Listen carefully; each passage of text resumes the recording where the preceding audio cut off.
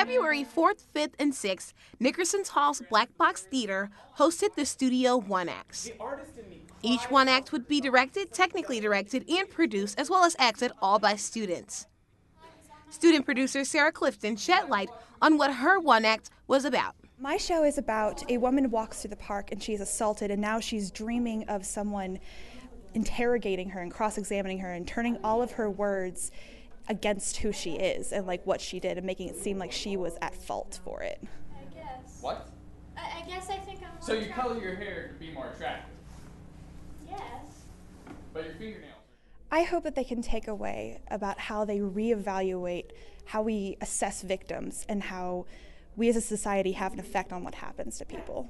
Someday we three should have a good old get-together celebration. Why not right now? The turnover for production was unlike most theater prep.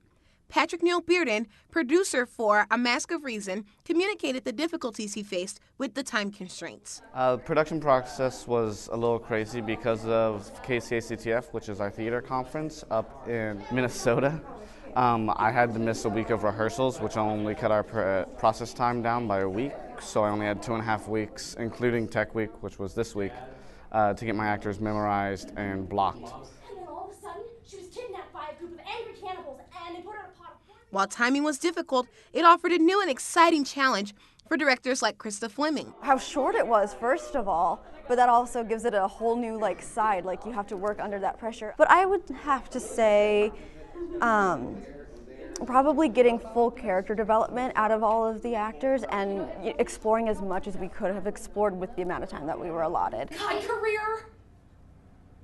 What career? Fleming's hope was that the audience would leave with the play's resonating message in mind. Well, the quote that we have in our program and the quote that's said in the play is, "The perfect ones are always fake."